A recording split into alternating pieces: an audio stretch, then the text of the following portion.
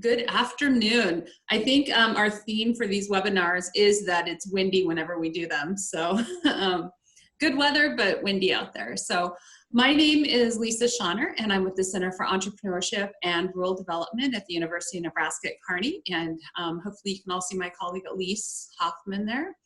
And so Elise is taking care of keeping us all organized on Zoom, and we're doing it. We're having a virtual meeting, a webinar here, and that's a little bit about what we're going to talk about today, but also diving into how to collaborate in this remote world that we all live in now, and how important social media is and how to measure that in a way that can be beneficial for your business. So I am just so excited to have all of the talent. Yesterday we got together to kind of prepared to share, and I was just blown away by all of the great information that everybody who is tuning in today is going to have access to, and it's going to be very valuable for your businesses. So this is exciting. I do want to remind everyone, if you have, we have about 7 presenters.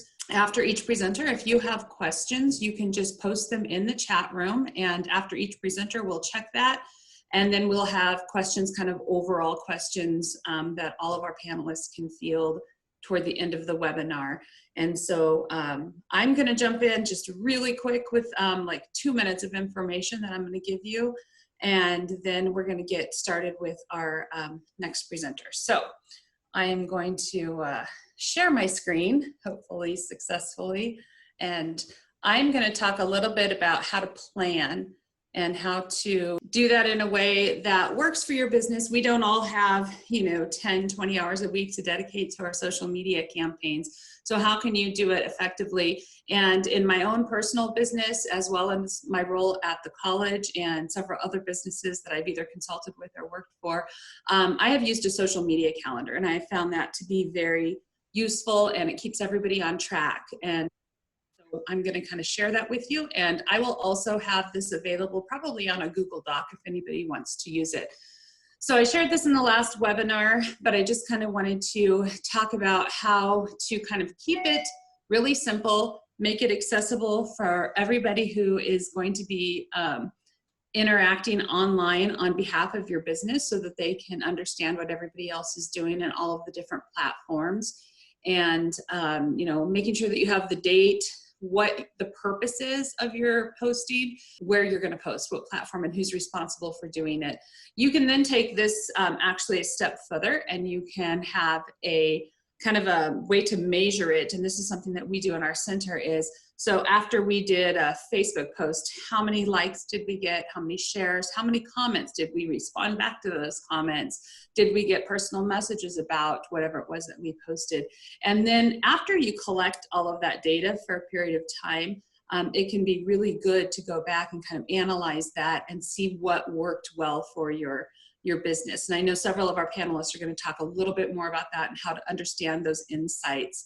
And so I'm not going to speak a lot, but I just kind of wanted to share this very simple spreadsheet calendar that we have been able to utilize. And so make sure, like I said, that it's accessible to everybody. One of the things with the data that you have with social media and the posts that you make, I highly recommend to share other people's information and to repurpose data that you have, or repurpose content that you have for other posts, because it just continues to build up that SEO. And I think that Jessie and some of the other panelists are going to talk about that. And again, be consistent. You're going to hear a lot of information today about when should you post the same time. And so I think our presenters are going to have a lot of good insights on that. And so with that, I'm going to kind of show you this. And my next slide, I think it shows it in a little bit more detail so you guys can see it a little bit bigger. And then also, if you want to take this a step further, there's all sorts of workshops, classes. We have a lot of really great students that you can reach out to at UNK for maybe a social media internship, if that's something, if you don't have the time to dedicate in your business. So our next presenter is Miss Lauren Bonk. She is the owner of the Curtain and Pin. And I'm going to stop sharing my screen so she can hop on here. And she's going to share some information with you on how to collaborate through shared documents. And that's going to be very useful in our remote working environment right now. So take it away, Lauren. Thanks, Lisa. I am, as Lisa did such a wonderful job of introducing me, I'm Lauren Bonk. I own the Curtin and Pen Copywriting Services. I provide written marketing content for small businesses and local businesses. And one of the things that I use on a daily basis is Google Docs. And that could take months of explanation, but I just kind of want to show you how, especially right now when you're, we're going to get more into the metrics with everybody else, but having a place to convene virtually with documents is really nice. The way that I use it with my clients, because I'm providing writing for them, is having an online space to communicate about the content I'm writing for my clients is life-changing. When I first started, it was Microsoft Word and Open Office, and it was a lot of downloading and sending back and forth. And with clients, especially clients who aren't quite so tech savvy, it was even more difficult. So with Google Docs, you can meet in one spot. If they're having a hard time, you can give them a YouTube tutorial and everybody's happy. So what I'm going to do here is I'm going to share my screen. Perfect. Okay, so we're going to talk about Google Docs, and it is part of Google Drive and its whole powerhouse. So this is what it looks like when I first start. I have lots of folders of all of my projects that I currently have, and I created this demo doc here. If you want to create a new doc, you can just click on the new over here, but I created this earlier just to speed things up. And it is very familiar, hopefully, if you're used to using Microsoft Word or other word processors. And but what I love, the main points that I want to touch on here that I think is relevant to life amid COVID is when your team is suddenly spread out geographically, it's nice to be able to communicate with each other without having to send emails back and forth and phone calls and text messages and all that. So I've created this document, and let's say that I'm sharing it with somebody on my team. And you can do all of the normal functions. You can highlight it and make it bold. It's just like a word processing document. So what you'll do is, if you want to share this with people, you can click share up here, and this will give you people that you can send it to. So we'll send it to Lisa. And what is important to notice here is that when you share it with somebody, you can give them permission. And this works really well with clients, or if you don't want the original document to be changed, the permissions that you give them, you can either make them a viewer, which means they will only be able to look at the document. That's the only way they can interact with it. You can give them commenting privileges, which is then the most important tool when it comes to my work is the commenting function. And I'll show you what that means here shortly. And then there is editing, and that means they can change the doc itself. It also records a history of all of the changes that are made within that doc. So if somebody did change something and you weren't okay with that, you can still, it's not lost forever.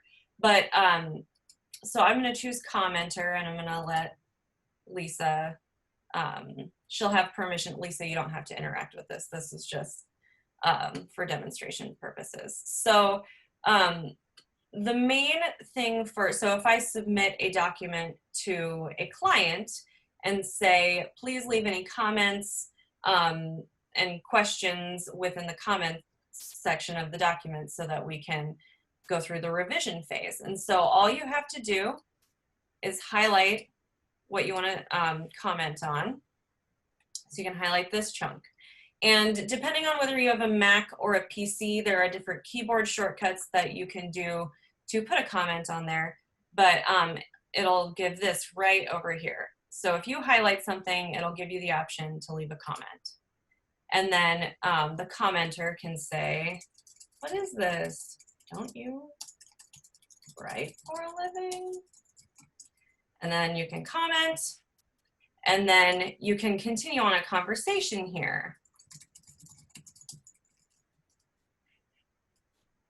And then that allows you to, your whole team can look at this document. One person can be in charge of actually changing it.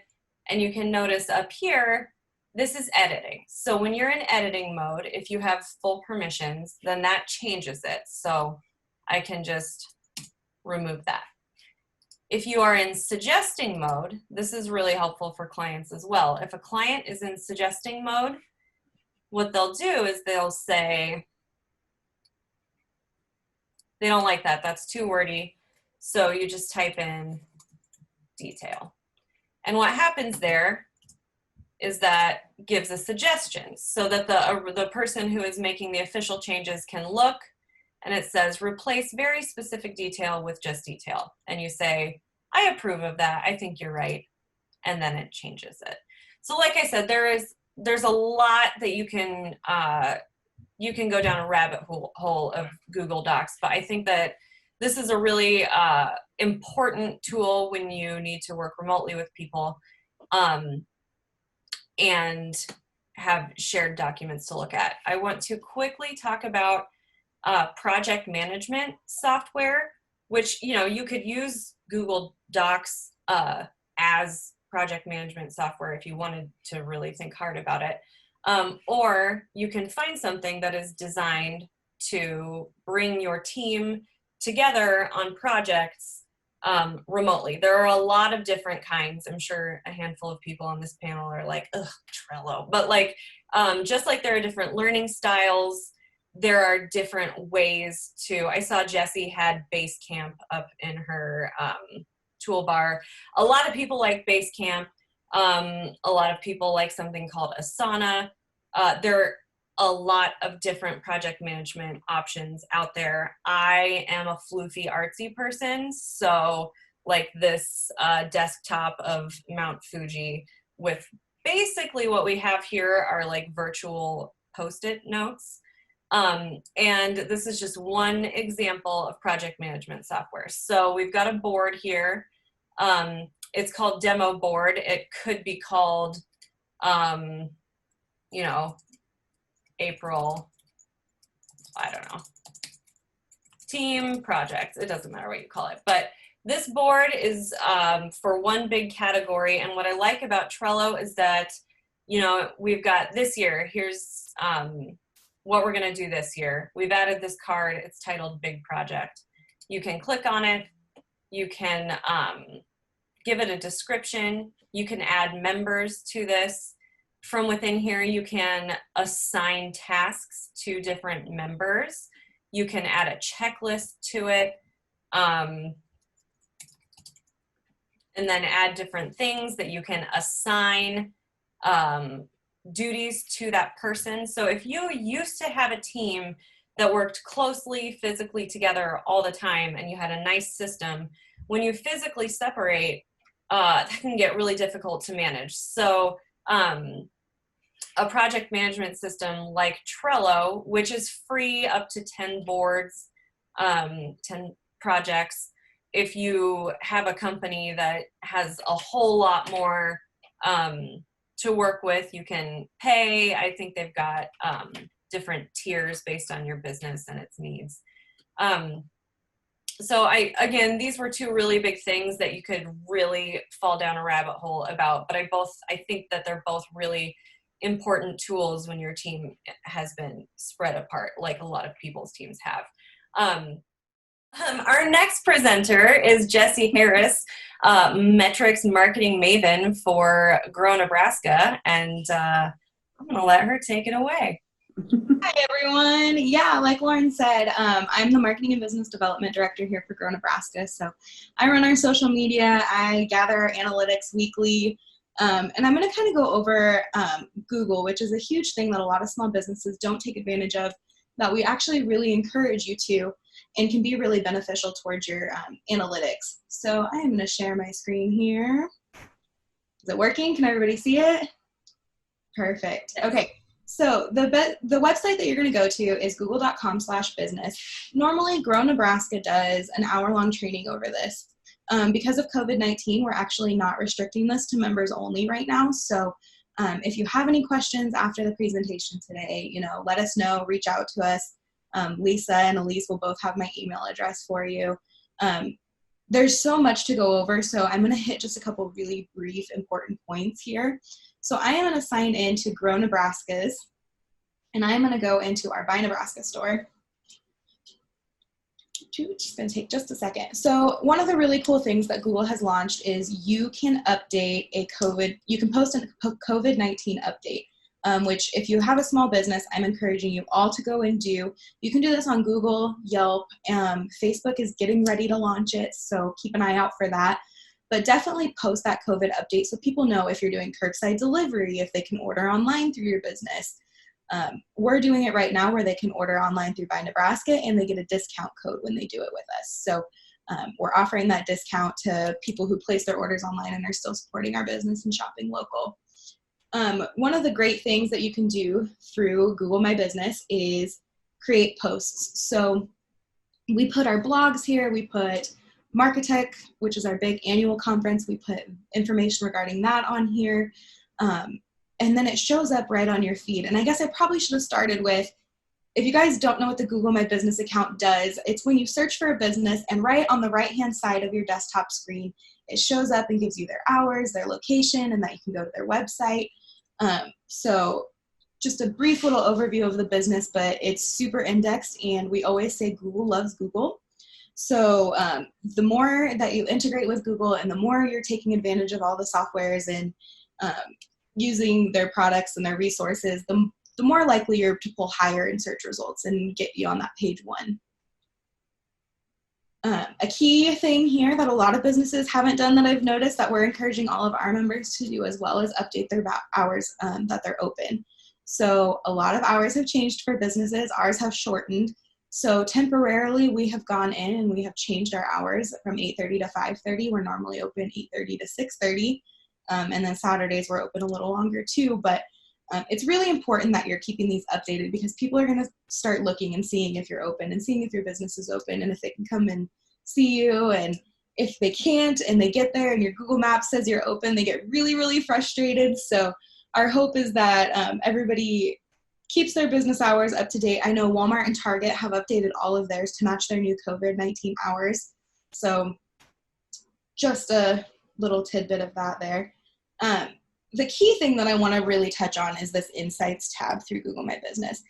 People are searching for your business constantly, whether you know it or not, and they're finding you whether you know it or not. Google actually tracks how many people are finding you directly, how many people are discovering you based on keywords they're searching, and how many people are finding you based on ads or branded content that you're running. So I always encourage our members to keep a close eye on this and look at this probably at least once a month. We check it weekly here just to keep an eye on what the trends are, but at least once a month. And then if you scroll down, these are queries that people are searching and how they're discovering us. And it tells you how many people are finding you those ways. So we go through these keywords that people are using and we add them to the back end of our website into our SEO tabs. And that really helps us get more indexed online, and it really helps more people find us. This grocery store was something that a lot of people were finding us for. We're not technically a grocery store, but we carry grocery items. So we did add that to all of our back-end SEO and all of our keywords and our tag words. And that has actually helped our website out a ton. So I always keep an eye on these. There's, of course, things that pop up that don't apply to your business, but somehow Google's finding you through it. So do keep an eye on those as well, like ABC. I don't know why people are finding us using that, but it is happening. So you will find some interesting ones as well, or ones that you didn't expect. So people are using electronic stores near me and supermarkets and antique stores and all sorts of crazy things to find our business, but it all matters and it all makes a difference on how people are finding you. The next key thing that I'm going to go to is this reviews tab. For all of you small business owners, reviews are important, and making sure you respond to those reviews is just as important. So even if somebody doesn't type anything, if they just leave you a 5-star review and don't type anything, let them know that you appreciate that review, thank them for it, let them know that you're engaging with it. And not only does it let that customer know you care, it lets the general public know that you care about your customers and care about their business and what they're doing for your business. I get asked all the time, what if we get a bad review? How do you respond to a bad review? I always say, respond brief and keep it nice and say that you would love to make it better for them. I always say, don't try to encourage more conversation on the review post. You know, give them a phone number, say, hey, we're sorry you didn't have a 5-star experience with us. Here's our direct line, give us a call, and we'd love to try to make this right for you. That's the end. That's all you have to do. I know sometimes it's really hard not to get defensive over your business, and sometimes people, we find this all the time on our Buy Nebraska site. People leave reviews for products that they actually bought from somebody else and they didn't buy from our site. And so they leave a review about the shipping on our site, and we're like, oh my gosh, that wasn't even us. But you still respond politely, let them know that you'd like to make it better for them. And if they're really, really upset, they'll call, but most of the time nobody ever calls us back. So, you know, just always engage, because it does show that you care and you want to put forth the best foot forward that you can for your business. Let's see. I'm trying to hit this really brief. Like I said, this is normally an hour-long training we do with our members, but Google is opening a lot of new things, such as like a products tab. You can upload products for your business onto Google now, and you can link it to your website. So that way people can click on this product, they can click buy now, and it takes them straight to your website from their Google My Business page. It was new come, last year, like November, December time, and it's officially out of beta phase. So anybody can use it, and it's working really well for our business. The back end of our website tells us that we're getting a lot of redirects from Google, which is great. And the other thing I want to touch on lastly is this Google website. A lot of people don't know this exists, but you can actually build a website through Google, through the Google My Business page, and you can buy a domain for as little as $12 a year, which is extremely cheap to maintain your website. And Google just pulls all the information from your Google My Business page to create this website, and then you can go in and customize it a little bit.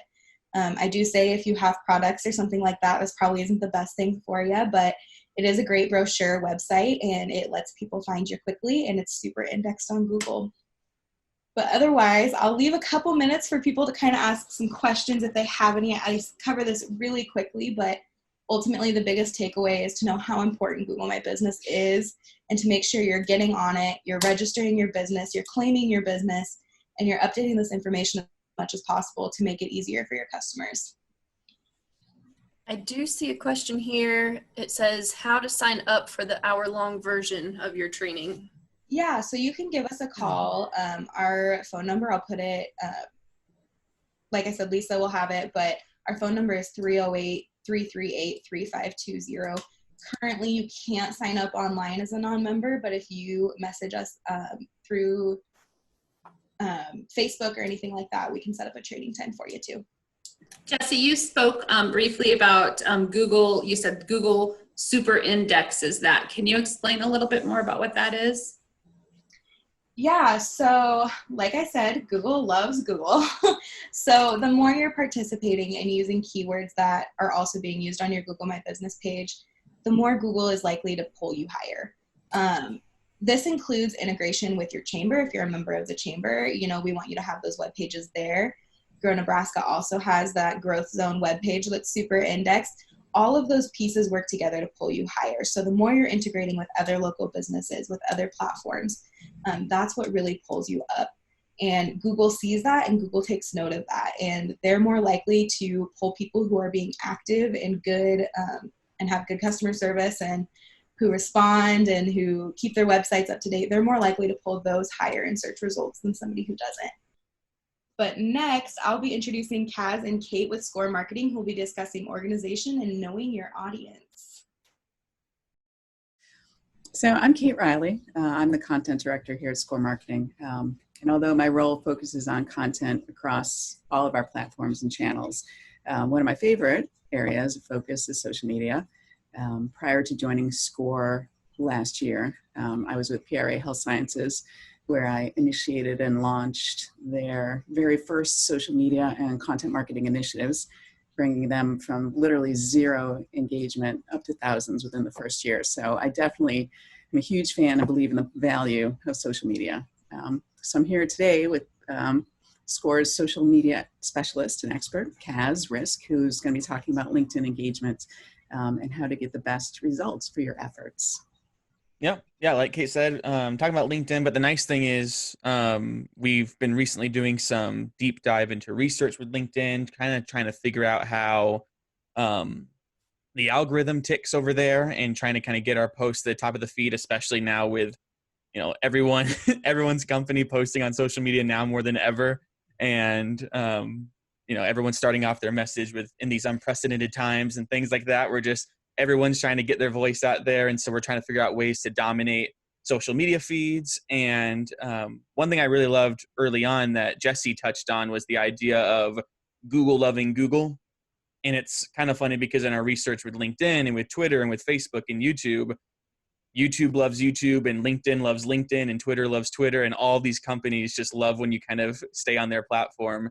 And what we found with kind of dominating the social media conversation and dominating people's feeds is the best you can do to keep engagement and keep discussion and keep activity on a certain social media feed and platform, that company is really going to favor you. And so I thought that was a great way to kind of tee into this conversation because you can kind of hear these tips and tricks for LinkedIn, but just kind of know that they can apply a lot of times to Facebook if your company primarily deals with Facebook or if your business primarily deals with Twitter.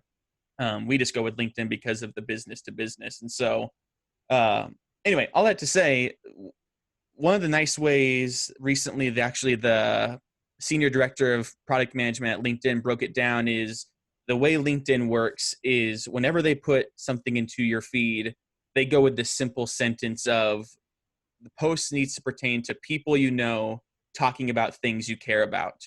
And they kind of broke it down into 3 different segments there where it's the people you know and then talking about and things you care about.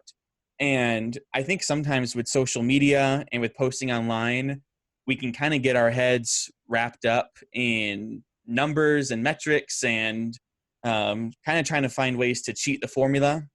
And even this kind of the nature of this webinar with making metrics matter, we kind of forget sometimes about the people and that at the end of the day, there is a computer behind the scenes figuring out where to put the posts and where to put, the content, but it's the people that read it, the people that engage with it, the people that view it. And so if you're writing for a robot and if you're writing to appease, some sort of AI system, you're going to miss out on the human connection. So I love that they start off with the idea of people because that's the whole nature of social media. It's being social. And one of the ways, though, is once you kind of know that system, you can kind of find ways to, quote unquote, hack it. And one of the best things we have as a suggestion from SCOR is to really just go out there and connect. Like we kind of encourage, if you're on a Zoom call with people, we got the participants list over here on the side and we got, the attendees going on and the panelists and kind of encouraging this mentality of people that are here you should be connecting with and finding ways to connect, because when you connect with them on LinkedIn or when you follow one another on Twitter or friends on Facebook, that's the first opportunity in the first place just to get connected and to see someone post in the feed. If you're not connected, you can't even see that. And so that's kind of strategy number 1. And then strategy number 2 with talking about things and just talking about is encouraging that discussion. A lot of times we've been recently kind of in conversations here at SCOR about the mentality of, I don't know if you guys ever follow Gary Vaynerchuk, but the idea of, jab, jab, hook, and the idea of how many times do we constantly jab out at people and kind of say things like, about our company or about our business, but a lot of times we don't just present value or we don't just present a way to encourage conversation. We're just kind of saying, hey, visit this or visit that. And asking for a lot of give from, a client or a customer or, just anyone around. And so with LinkedIn's second part of the formula here with quote unquote talking about, one of the big strategies we have is to encourage conversation, to share opinions or to ask questions, instead of saying this is the best way to do it, maybe ask, customers or people that view your page, what do you think is the best way to go about this? Or what do you think is the best product? Because a lot of times you want to use social media as an opportunity to sell, but it's going back to that very human nature of it. A lot of times people want to use social media to talk to one another. And by doing that, you actually kind of get free feedback and free research development, because people are in your comments and people are engaging with one another, giving you key research that you would have never had before, which kind of leads into the last part of it with things you care about. I've actually been recently doing a lot of YouTube research, and I keep making this joke that it's kind of funny. People put out videos and they don't get any views, or people put out a post and it doesn't get any likes. And you look at the post and you look at the title and you realize it's not something anyone cares about. It's just some generic title. And you have to ask yourself, has anyone ever searched that, the history of humanity? Like, is anyone ever searching for that specific title or that specific thing? And, you always laugh like at BuzzFeed or some of these clickbait articles that are like, top 5 things and top, 5 strategies, number 3 will wow you and all that. And while I don't necessarily, I'm not saying to go out there and start doing BuzzFeed, there is kind of a inherent appeal to that people are searching for, that value. And we kind of just keep hammering that, just value, and presenting that to people, because what you often find is when you bring value to people, they want to give value back to you. They want to support the person that has given them value. There's sort of that gratitude there, and there's that give and take. And so to round that all out, you have the people, the people you've connected with, talking about and having that engagement with things you care about, stuff that brings them value.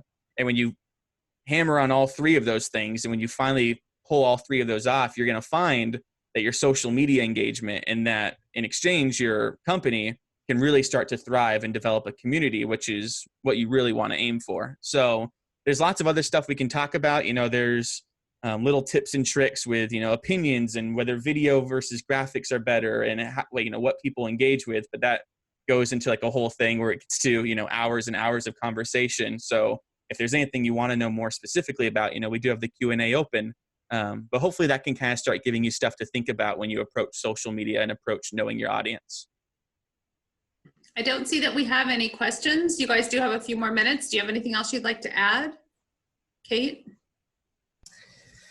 I think depends too, like Kaz pointed out too, obviously at SCORE, maybe not obviously, but at SCORE, we're primarily B2B. I think if you have a B2C business, I think certainly you have a lot more, it opens a lot more up in social media realm, because of that, what Kaz was talking about, it really is a social aspect. But I've always said that it's social media, and it's right there in the name, it's social. You should not be constantly selling. There's all kinds of ratios out there, suggesting different ways to look at your content. You talked about content calendar, and there's a 5-3-2 or an 80-20, there's different ratios. But the point is that the majority of your posts should be, like Kaz was saying, value, and they should not be selling, right? So if you're using your social media to be social first, engaging with those audiences, giving them value, giving them content. I'm a huge fan of content marketing. It's what I do. But then, and then do your sales pitch, maybe one every 5 posts, every 3 posts, but engage first, be social first, and then go for the sell after that. But again, I think as a B2C, if that's your business, selling directly to consumers or computers, but consumers, I think social is a really fantastic realm to be in, as long as you use it right and you reach your audience in the way that they expect to be reached. Oh, and then we do have a comment here. What percentage of net sales should one expect to spend on advertising, and specifically to social media advertising? That does kind of, when you get into allocating your budget and when you get into, kind of developing social media campaigns, I think the big thing is to kind of, you don't want to dump all your money in at once and found that you spent all of your money on, a target audience and a paid social campaign that gets no results. And so I don't think it necessarily hurts sometimes to kind of dip your toe in the water and experiment. Like LinkedIn's minimum, I do work a lot with LinkedIn paid campaigns, and LinkedIn's minimum daily spend is $10. So I think I always actually kind of recommend to like a client, kind of starting there, because when you start with that $10 and you start with a target audience, you can kind of start to see, are people clicking on your ads even? Like if no one's clicking on them, then you obviously don't want to keep spending money towards that. And if you're seeing a lot of return on that investment, you can then start to up that to maybe $15 a day or $20 a day until, you know, as your budget allows. But I think kind of starting with that minimum amount is a pretty good strategy. Another thing, I'll just kind of jump in, is even though I think that Megan and I know that Stacey also is going to talk a lot about insights and looking at those insights. And as I mentioned before, when you have a history, say you've spent a year promoting something or talking about something, or you can take a look at a chunk of time and see what the interactions have been like. Don't lose sight of the fact that you don't always have to be interacting online. So if you're promoting maybe an event and you spend a lot of time posting about it, not just pushing it, but sharing value added information about it that's going to get people there. Or if people come into your store, or if people do buy from you, ask them, how did you hear about us? How did you learn about this promotion? Or, you know, what made you come into our store today? And if they tell you, oh, I saw you on, you know, there was a really good Google review, or there, you know, you shared an event on Facebook, that kind of also helps reinforce the activity that you have online too. So don't be afraid to ask those questions of people. That also helps you figure out your dollars, where you want to put your dollars to. So should we kick it over to Megan, who is at the Kearney Chamber of Commerce?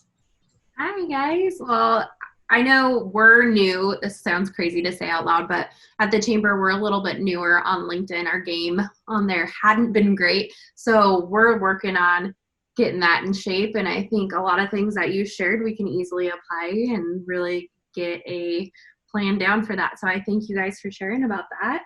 I'm going to talk about scheduling tools and why they are important. And scheduling is important for a lot of different reasons. It allows you to reach your target audience at times when they're actually online. And some of those times might not be convenient for you, in case you like going to bed early and your audience happens to be night owls. You don't want to have to get up and post when they're on, right? So that's one part of it that helps. The other part of it is that it keeps your brand a part of conversations while they're online, and it also saves you time. The most important part is that it helps build consistency with your brand. And I know if you tuned into the last panel, I talked about consistency and why it is key on social media. It's key because it's the key to success. Consistency leads to habits. Habits form the actions we take every day. Actions lead to success. So being consistent in your brand allows you to grow your audience, their engagement, their reach. It also helps you use a tone of voice in your messaging. It helps you create great aesthetics on your profile, and it lets you be recognizable to gain more audience and traction on that.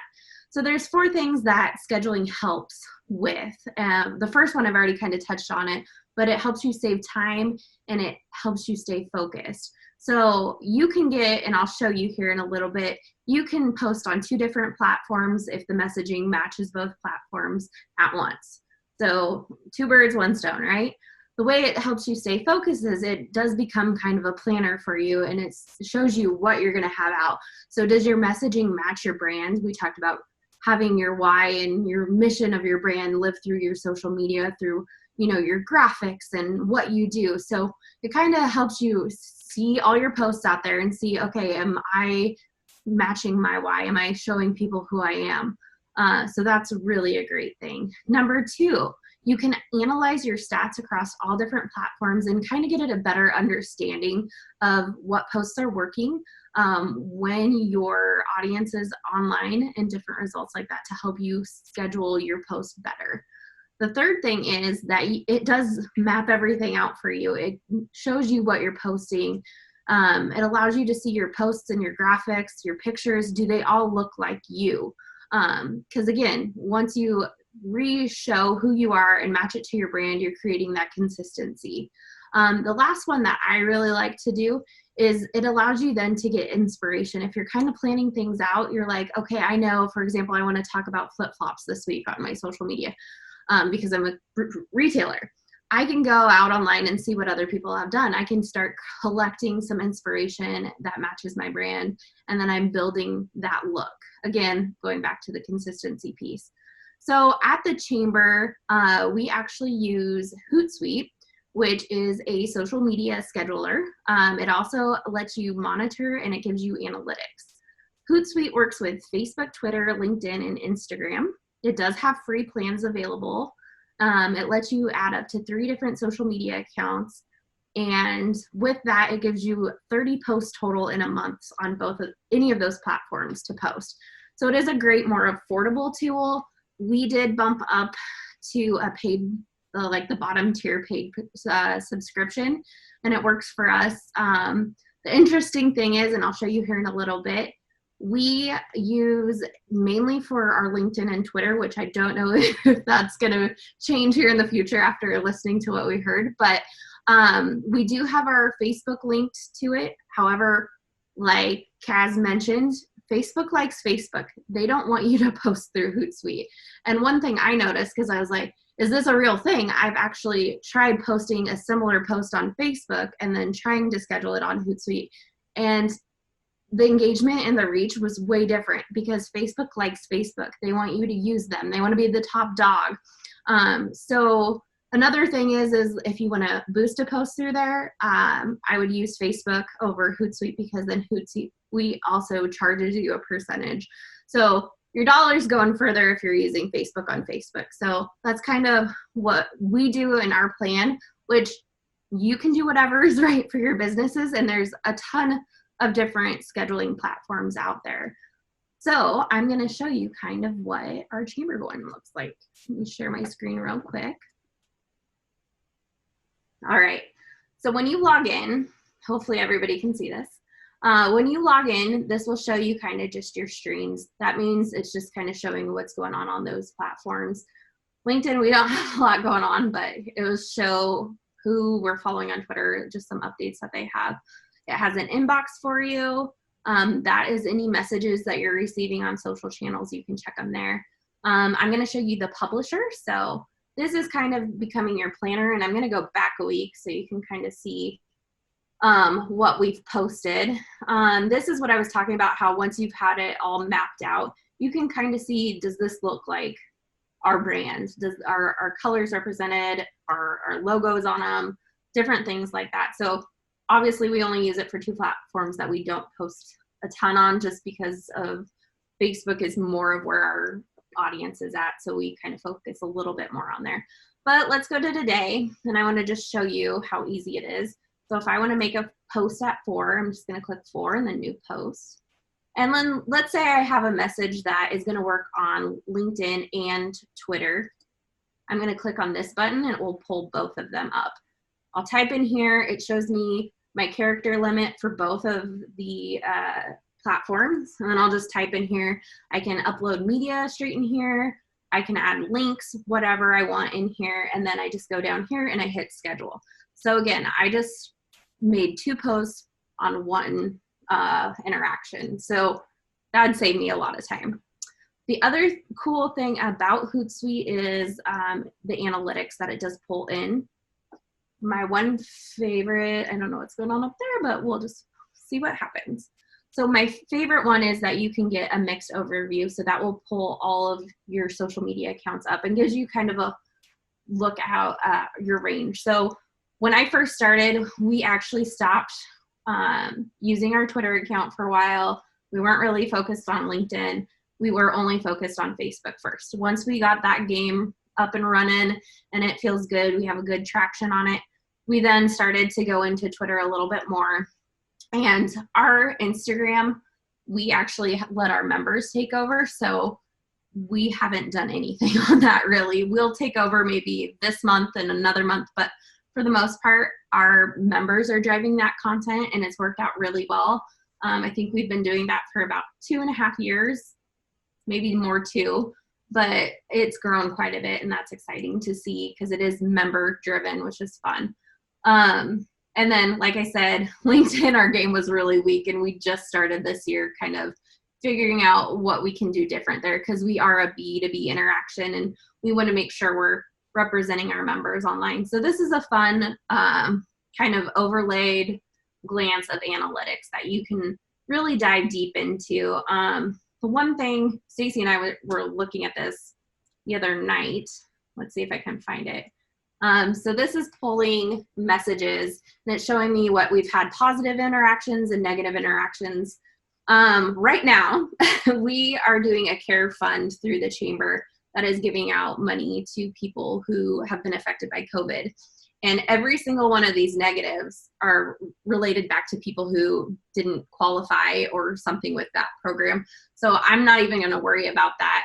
I'm going to focus on the other stuff. I do check those just to see what they're about, but since I know what they're about and that's kind of out of our control, I'm not going to worry about it. And plus, a negative comment is more likely to get published because people, when they're mad, think they can take action. So, those are things that we're just going to keep on keeping on because there's nothing we can really do about that. But again, there's so many different analytics that this is pulling in, and we probably could talk about it for hours. So this is just kind of an overview of Hootsuite and what that looks like. I will say, if it were me, and I had a business that was primarily more visual, I would use a different one if I was on Instagram. There's a scheduler tool called later.com, and it was really built for Instagram, and it's still very affordable, but it has more of that feel good, pretty kind of look to it, and it is pretty user friendly, and that's what I would recommend if I was solely on Instagram. But other than that, that's kind of a very top overview of Hootsuite. There's a ton of scheduling tools out there. So really there's free trials on them. Google some and check them out and figure out what really matches with what you're trying to do and what your business needs are, because you might find one out there that's you like better, and that's totally fine. But I will take any questions if there is any. I think we had one here, Megan. It said, do you remember how much the bottom tier costs? And I'm assuming for Hootsuite. That's a great question. I want to say it's like $12 a month, if I remember correctly off the top of my head. Can you repeat, what does that give you compared to the free version? Yeah, so the free version will only let you add 3 different social media channels. So if you only have one and you're not posting over 30 posts a month, you got a free option. We have all 4 of our channels on this, so we did want to go up a level. And then we actually, because we have a partnership with Kearney, we manage their social media as well. So we added their account to our page. So now we have 5. So that's a little bit why we chose to go ahead and make that choice, where we're managing more than just one page. For whatever reason, when we post through Facebook on Kearney's page, it won't let us share links right now. So that's kind of why we added it to our Hootsuite. So if there's any informational links we want to share out about leadership, we've been using that and it's been working. So other than that, we schedule most of those posts through Facebook, just because, again, Facebook likes Facebook. So yeah. How much time do you think you save weekly with using a tool like Hootsuite? Gosh, Stacey, you probably can help answer that too, because we work together on this. We spend most of our time, we actually plan everything out in a fancy Excel sheet, a Google sheet that we kind of decide what our messaging for the week is going to be. And then from there, we decide what we're going to do on what channels. I would say if it's something that can be on Facebook and Twitter, it's probably saving us up to 30 minutes of our time. Because we're still using, if you remember from last panel, we have our own little social media graphic templates that we use on Canva, and we're able to just change out our images really quickly because we have that tool, and then it just makes life easier. Okay, and that's another way too. The reason I asked that question is because for businesses that are asking themselves, well, should I pay for that $12 a month to use a tool like that? When you look at $12 a month and the time that it's going to save you over the course of that month, that can easily equate to what that, if you're going to spend 4 or 5 hours doing that on all the different things, that's your answer right there. So that's a way to measure whether that's worth it. So yeah, and I know time is valuable, especially for our business owners, because you guys you're the HR team, you're the IT team, sometimes you're everything. So if there's one little area that can save you just a little bit of time, and I know people that use similar programs or Hootsuite that will just go ahead and get their whole month knocked out, and they'll spend probably a day doing it, but they're done once it's scheduled and ready to go. So Just depends on what you got going on.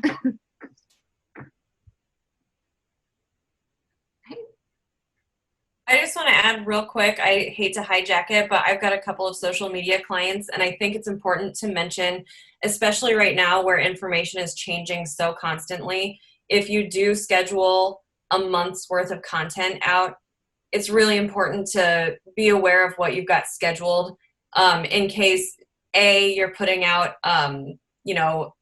inaccurate information because things have changed, or sometimes I've seen things that are clearly scheduled and that don't age well and can be almost offensive based on what's going on. So I think that's just something to keep in mind when you've batch scheduled a whole bunch of stuff. Yeah, and that's why we just do a week at a time, and it works. It's been working out for us. And, we have room.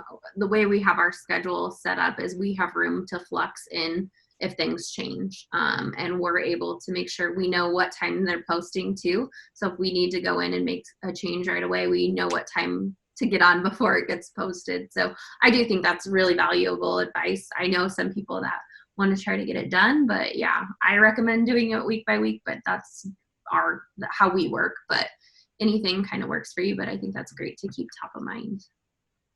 Awesome. Well, if there's no other questions, I'm going to pass it along to my favorite marketing partner in crime, Stacey Johnson, and she's going to kind of dive a little bit deeper. So Stacey, take it away. Hey guys, thank you, Megan. So I'm not sure if it said, maybe it did somewhere, but I am the co-owner of Edith Joy. We're a women's boutique in downtown Kearney. And then like Megan said, I am also full-time at the chamber there. She and I are part of the marketing team there. And so we work side by side. Everything she was saying about Hootsuite is totally true and relevant and great, but I also do agree with her with Later. Later is something that I personally use at Edith Joy, and I've just had both of my employees download the app on their phone, and we can all see what we're scheduling and posting. It's super easy. It kind of helps with typos and things like that. That's something that I'm personally really sensitive to. I hate it when there's typos or incorrect information on posts, and so that way I can kind of still keep my thumb on it a little bit and see what they're preparing to post. So if you have employees that are doing your social media for you, that's a really, really helpful tool. Hootsuite, it's the same thing. It just kind of depends on what kind of platform you like. So that's great, just a great tip there. But to get started here, so if you guys watched our last webinar, you saw that I love acronyms because they're easy for me to remember. So if it's something where I can go, oh, my speak method, like I talked about last week, how can I use those 5 things, those 5 tips there to make my live video better? Well, this week, I'm going to talk to you about having something called SMART, S-M-A-R-T, and it is how you can make sure that with your insights and your posts or even your email or however you are marketing to your customers, that it is the best, that you are getting them exactly what you want to get them. So last week I talked about having your motto or your branding, and I want to make sure that my motto and branding goes into everything we do. You can use this method here that I'm going to talk about to make sure that you have everything in your posts that's going to match your insights so that everything just flows together perfectly and you have the exact perfect message that you want to send out to your customers every single time. So what does SMART stand for? Let's start with that first. So I have to write it down here so I can remember. So first is specific. So you want to make sure that what you are sharing is specific to you. Don't go out sharing about the burger down the street, and that's not what you want your post to be about today.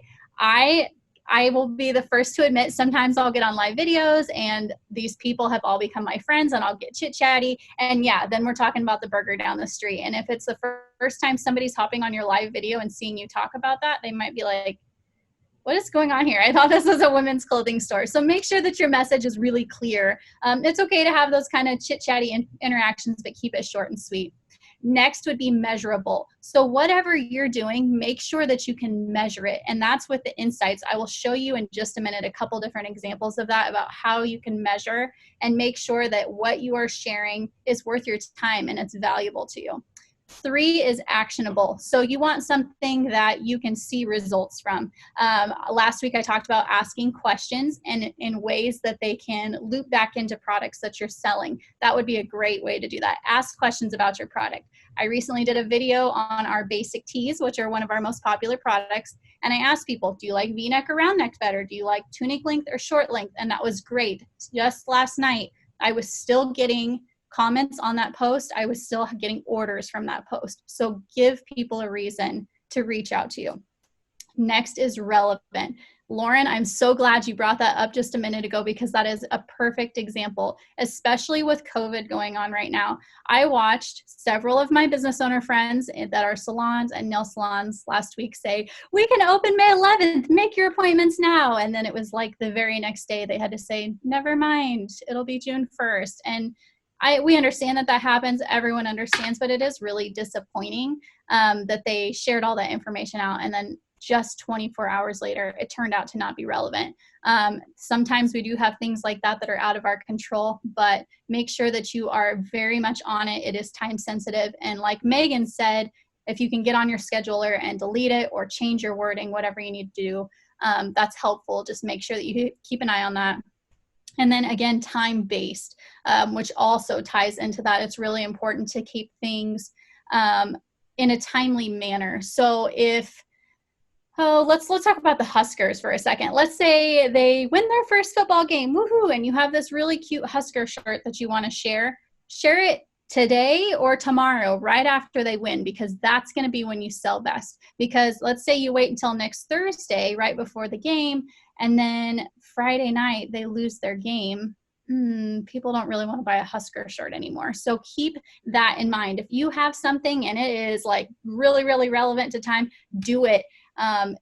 Everybody knows that, you sell when it's a big deal, and that's what you need to do. So that's your SMART acronym, SMART method. And with that, I'm going to kind of tie that back into live videos again, because I think it's important to remember if you have a type of marketing that you're going to do. You saw on our Hootsuite for the chamber that we have 5 different platforms that we use. Don't discount that, I guess. It's okay to have a lot, but it's also okay to just have one. However, whatever that one is, or those 5 that you have, make sure you do them all really well. So make sure that you have the time to do that. If you're going to only sell to your customers using live videos, don't just do one live video and be like, well, good enough. That's fine.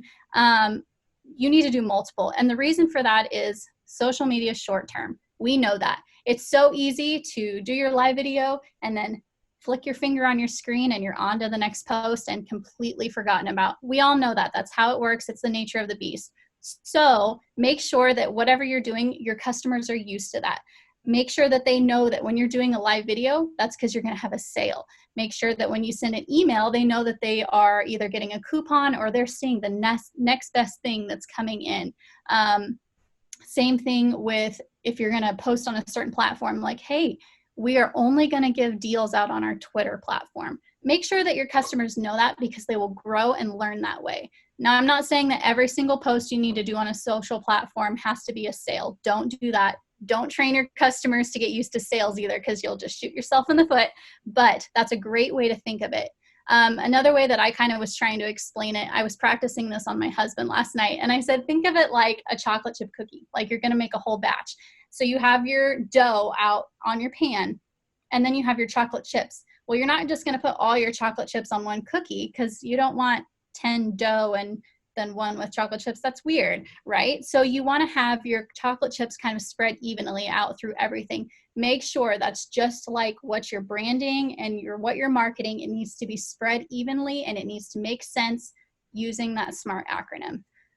That's a lot of information. I know it is really quickly, but just to share onto, I'm going to share our screen here so that I can kind of show you how we do that in real life. Give me just one second here. Okay, so I'm going to show you guys the Chambers page, and then I'm going to let you take a little peek at Edith Joy's here too, because I feel like being open and honest about where we are right now is a great way to just showcase how this all works. So first of all, with the chamber, this is probably my favorite part. So this is the insights page, and you can see all the stuff there on the page. You can see how our post did. Megan kind of showed you some of that on the other stuff she was showing you. But this is my favorite part on Facebook's, and it's the pages to watch area. And you can add pages yourself if you go to this area. If you guys have any questions about this, please ask, because we can help you get through this. I'm going to go through it kind of quick here. But we are looking here at pages that we consider either competitors or just somebody we look up to, that kind of thing. So the first one is the Greater Omaha Chamber. We love the Omaha Chamber, first of all, because they've got quite a few more likes than we do, and we're gunning for them. We're going to try to beat them out. So if you don't like the chamber page yet, get over there and check it out. We post some good stuff. But my favorite thing, you can see here's how they are up last week on their likes. Here's how many posts they did. Here's their engagement. And what their engagement means is that's their reactions, comments, and shares that were on those posts. This is something that I find interesting here, because if you look at their engagement versus you look at ours, look at that. That's a huge difference. So why are they number one over the top of us and we're down here on number 4? Well, I want to know. So what I'm going to do is I'm going to click on them right here, and it's going to show me their top posts. So then I can scroll down here and I can see, well, I see they have 5 likes and they have 9 shares, but no comments. And that's kind of interesting to me. So let's scroll down to the next one. I see here 7 likes, 7 shares, no comments. So to me, that tells me Facebook's algorithm for them thinks that shares are more valuable than anything else, because they're just graphics, they're just links. There's nothing here that's really engaging. Now, let's go down to the Lincoln Chamber of Commerce. We really like the Lincoln Chamber. And let me go back here real quick. Notice theirs here is 2.3 thousand. So they are ahead of us here, even though they have less likes. Why is that? Let's go find out. Well, the first thing I notice when I'm scrolling through here, guys, look at their likes, look at their comments, just 1 share. That's okay. Scrolling down to the next one, likes, comments, that's great. But what's something in common with all of these posts, these top 3 right here? To me, it's that there's people in it. And that's the major thing here. People like people. So if you want interaction on your posts, that's the way to do it. Look at her pretty smiling face there. People know her. They're giving you information about her. It's interesting. She's a real person, and people like that. So that's what we are going to try to mimic, and we're going to try to do better about. We also, you'll see here, we have the Visitors Bureau and the City of Kearney. We're really proud partners with both of them, so we kind of like to watch that too. And they both follow that same thing. If you were to click on the City of Kearney, you're going to see people's faces. And I say that, but right now with COVID, that's kind of hard to show, but they will. If you go and look through their page, you're going to see a lot of faces. So that's a really neat part of Facebook. Then we're going to go over to LinkedIn, and I'm probably going to stick my foot in my mouth because Kaz knows all about LinkedIn, and I think I might be wrong about some of this, but this is really neat. I like how they have their analytics split up, because you can choose to go by visitors, by updates, or by followers, which I think is really neat. And they give you these line graphs that you can follow, and you can see how each one of your posts did here with interaction. Let me scoot this over a little more. So like Megan told you, our LinkedIn is one of our slow guys, because we just started really working on it. And to be honest, this was supposed to kind of be my baby, and I don't know a lot about LinkedIn. So I've been trying to learn and do a little bit better about posting and seeing what is really successful. I can tell that our impressions here on each one of these posts is based on who we tag. So that's another big thing for us, is tagging. We always try to tag our businesses in this. We are a membership-based organization, so it's really important that we give a shout out to those people. So even if we can't put their face on it, we can still put their name, and people who love them are still going to support that post. Same thing with Twitter over here. The thing that we have found reigns for us on Twitter is our CEO posts. So Derek, our CEO, he likes to take over this, and he will do his little hashtag CEO, and excuse me, I'm losing my voice here already. And people really, here's one, CEO tweets. So he was showing a couple weeks ago with Elise here, we did this really cool round table, I guess, with all of these really neat people, just to talk about COVID and how it's affecting our community and businesses. And that was a huge thing for us, because he tagged all of these really amazing businesses in it. So make sure if you're doing a post and you can, take advantage of that. It will give you really, really great insights. Okay, so now let's be real for a second. I'm just going to pop over to Edith Joy and tell you guys something. So I have this on my last 7 days, and like I said, I work full-time for the chamber, and my employees have taken over our social media for me. Well, last week, one of our employee that was running it for the week, she had some family things come up and she was not able to post. And so you can see these scary red numbers right here. Those look so scary, right? But they're not. They're totally not. Don't let that bother you, because your followers are going to stick with you if you stay with what I was talking about. Let's bring it back to that SMART method if you stick with that. So they know we're going to post another live video. We're still here. They know that we still have our doors open and we're still trying to provide our product to them. Just because a couple of Facebook posts fell off, that's okay. Continue to be relevant by sticking with the times. It's okay once in a while. Now, I want to show you guys something. Last night, I posted a picture of something of one of our customers sent us, and she said, this is my favorite product I've ever bought from you guys. And our story reach went up 362%, all because of just one little story that we posted.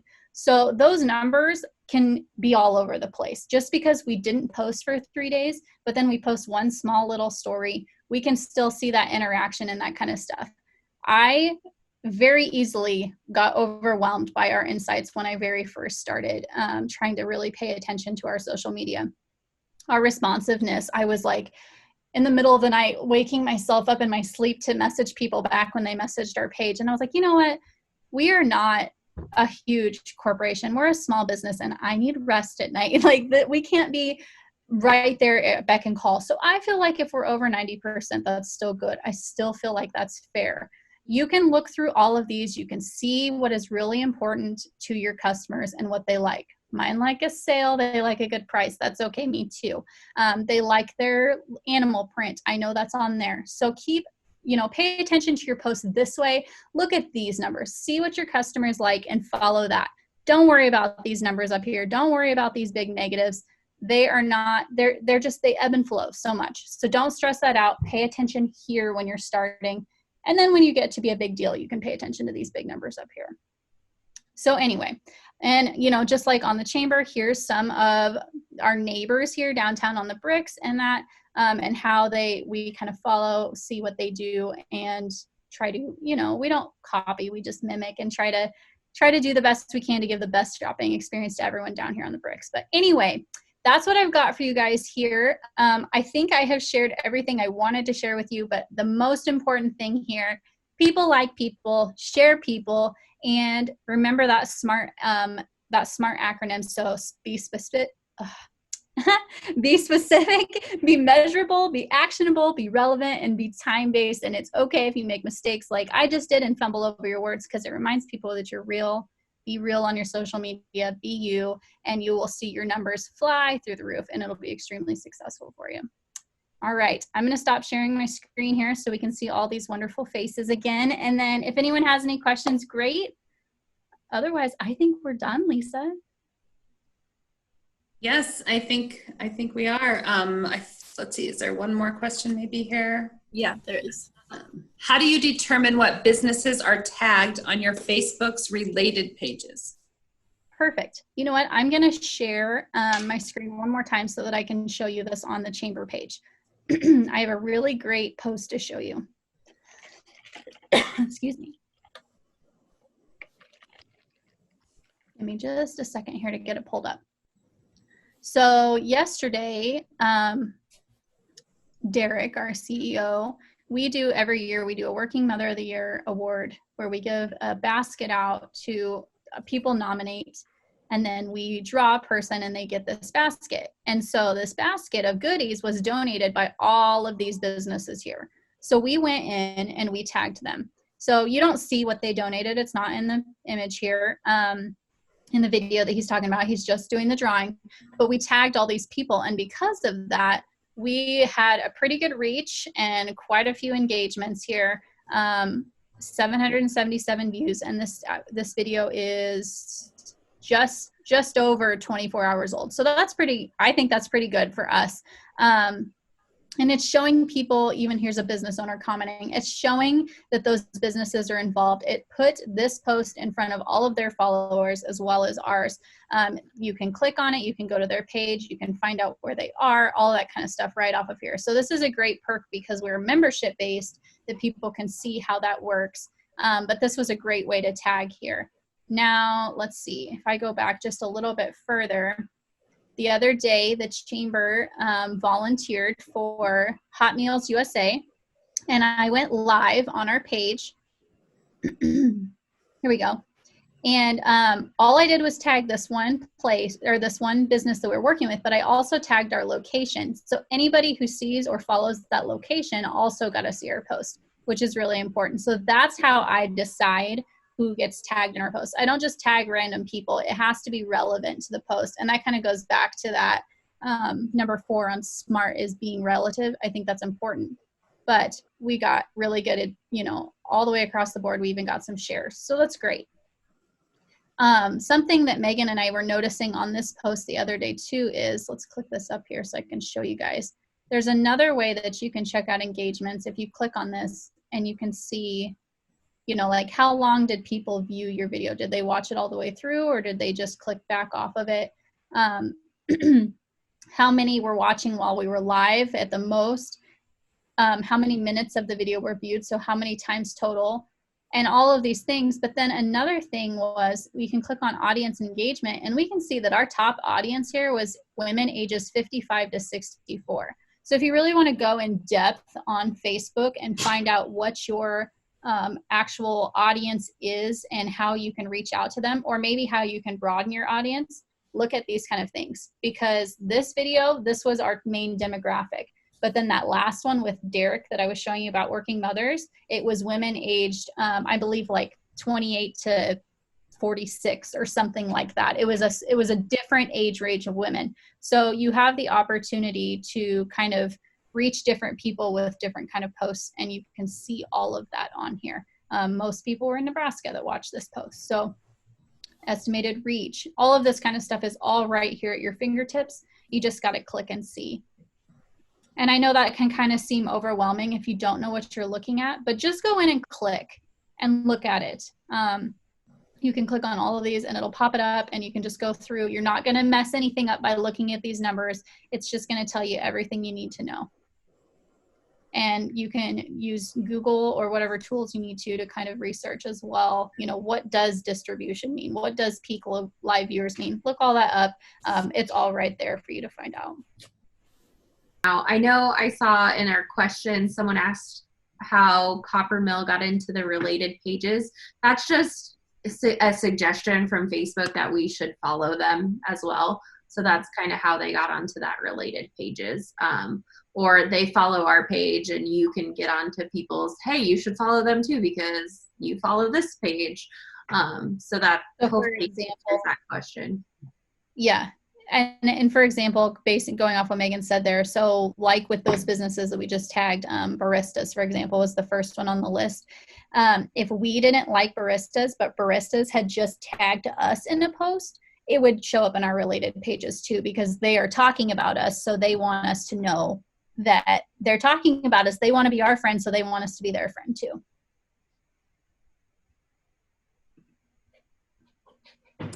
Great stuff. I think we are, do we have any other questions?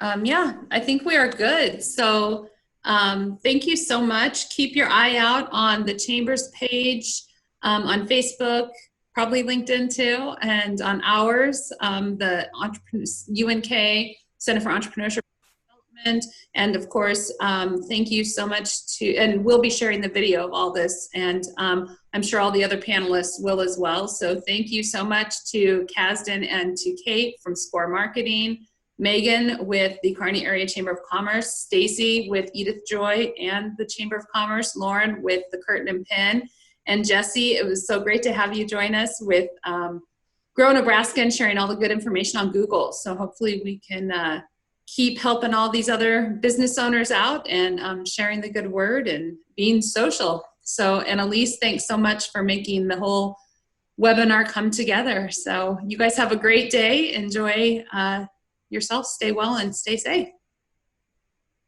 Thank you. Thanks, guys. Thanks for having us.